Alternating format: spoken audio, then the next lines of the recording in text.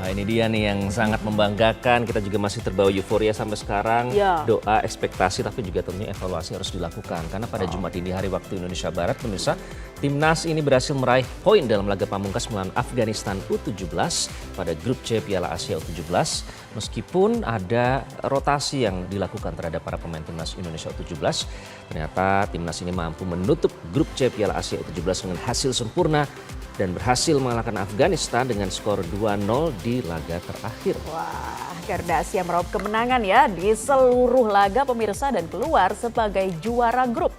Melakukan rotasi 7 pemainnya, Garuda Asia tampak kesulitan sebenarnya untuk membobol gawang Afghanistan kala itu. Alhasil hingga turun minum, skor masih imbang ya, 0-0. Dan Indonesia pada akhirnya mampu mencetak gol di injury time babak kedua melalui 2 pemain pengganti dari tembakan first time Fadli Alberto Hengga yang kemudian memecahkan kebutuhan timnas Indonesia 1-0 setelah ia lolos dari perangkap offside. Ya, kita bisa lihat ya di layar saat ini pemirsa. Adapun juga gol dari Zahabi Goli menggandakan kemenangan pasukan Nova Arianto ini menjadi 2-0. Jadi sebenarnya dua ini adalah pemain pengganti ya, yang ternyata justru bisa membuktikan bahwa mereka ini bisa melesakkan gol ke gawang Afghanistan. Dan usai memanfaatkan umpan silang Aldiansyah Tahir dari sisi kiri ini akhirnya berbuah gol. Jadi kemenangan ini akhirnya membuat Indonesia kokoh di puncak klasemen grup C dengan meraih 9 poin usai meraih hasil sempurna dari 3 pertandingan. Ditutup dengan begitu manis prestasi yang dituai oleh timnas Indonesia U17 pemirsa.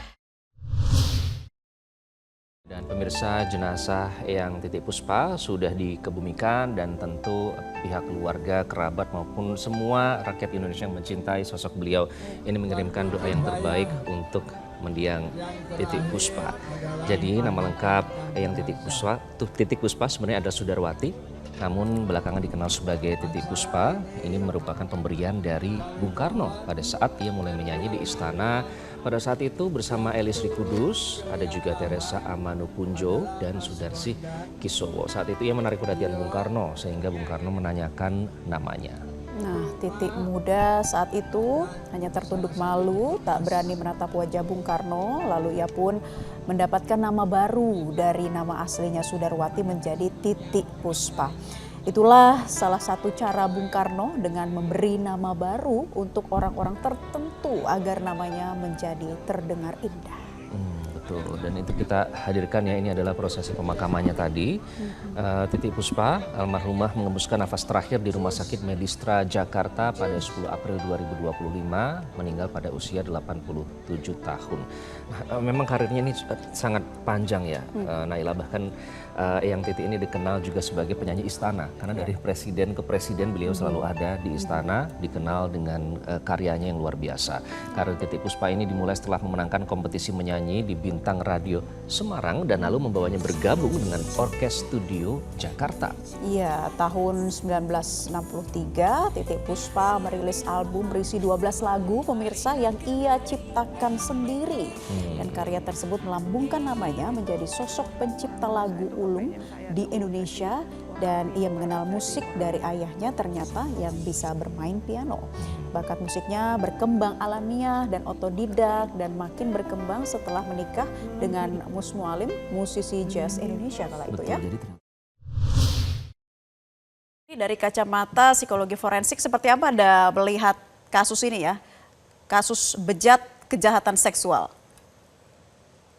Iya, kalau kita melihat dari apa yang dilakukan dan ini berdasarkan pemberitaan yang ada ya, pelaku adalah tenaga medis yang seharusnya menjadi pelindung ya, bukan kemudian menggunakan haknya dan relasi dominannya untuk melakukan sebuah kekerasan, apalagi ini kekerasan seksual.